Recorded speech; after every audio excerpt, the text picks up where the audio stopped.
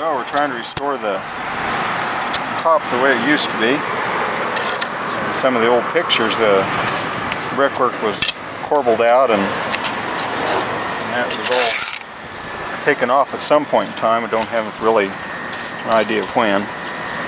And then we're going to put the thin brick down below this.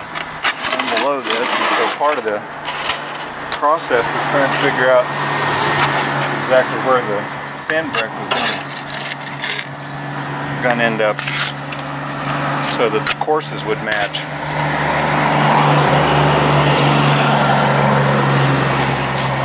And I think we did that, but I'll know tomorrow probably.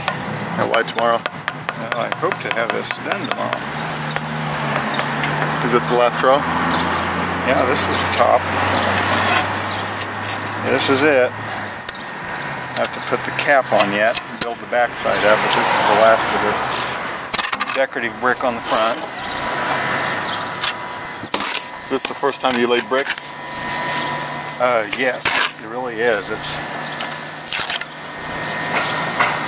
I had a mason come by the other day and he was a little concerned that I was going to cut into his business, and then after watching a little bit, all the concern was gone. So, did you just make up what you do, or did you get advice or look something up? Well, I read a book on it. I kind of remember when the Curly laid up the brick on the house, a little bit about how he did it. He was a real perfectionist. Fortunately, I'm not that way, so this is going pretty fast compared to what he did. Doesn't look like his work, but hopefully it's up in the air high enough nobody will be able to tell. We seem to be going fast on it now. I mean, it really sped up once you got going. Yeah, a lot of it's trying to get everything squared up and started. Once that happens, then it's not quite so bad.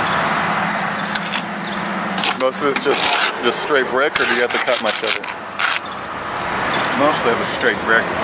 When you get to the pillar part, partly because these brick aren't the same size as the brick they used originally, well, I had to cut pieces on each one of those. The brick that they used on this building originally was a large brick, bigger than a modular brick, and unfortunately it was real soft, not very good brick.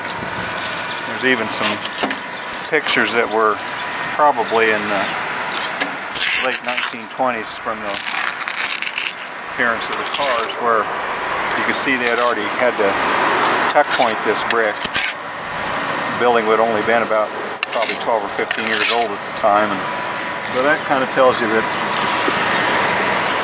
a little bit about the old lime mortar that they used, and the brick may not have been quite as good as, well, I know it's not as good as the theater building next to it.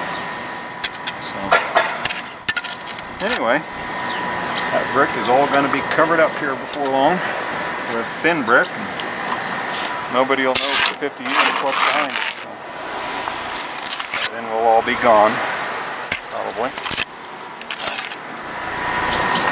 Now this mortar is red. Was the stuff on the building originally red? Well, it was a pink. It wasn't as red as this red. This really is more to match the theater building, because it had a lot redder brick and redder mortar. The brick that they used on this building was more of an orange color than a red, and almost an orangish brown. So how do you get it to red like this? Well, you buy the mortar already. I mean, there's more than one way, but what we did was bought mortar that was already had the coloring in it. You can buy the coloring and add it, but I think it's harder to get it consistent doing that. So, this way, where it's already in the bag, this color. How long did it take to do this? Well, let's see, I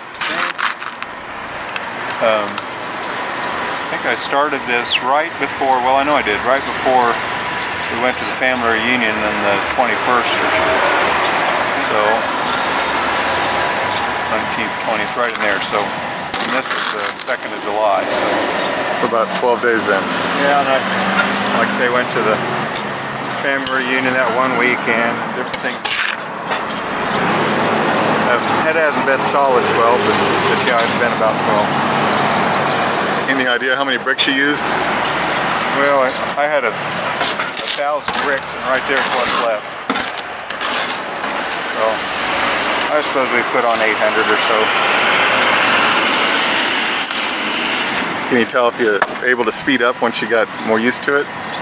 Well, if you're on a straight run, I can go pretty fast, but most of this has so many things that you have to kind of piece. You can't just throw your mortar. You have to kind of be careful with it because you're doing just a small amount and you have a big gap down below. So that part of it makes it a little slower. On the back side, it goes really fast because I don't have to be very careful. I can throw a chalk line up and just lay brick.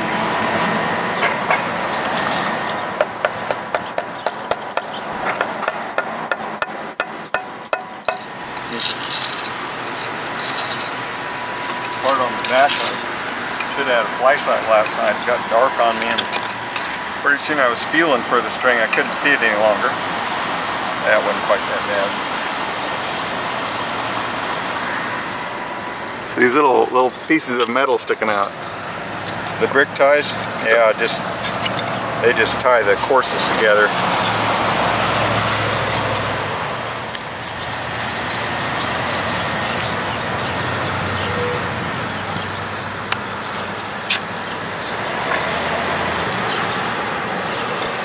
So it's like 2 bricks thick?